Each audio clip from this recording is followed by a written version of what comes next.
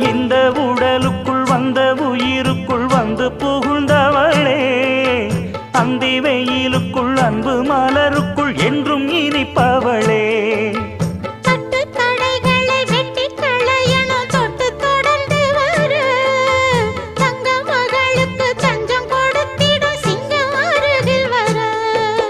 சின்னஞ்சிறு நெஞ்சுக்குள்ளே என்ன என்ன சேதிகளோ,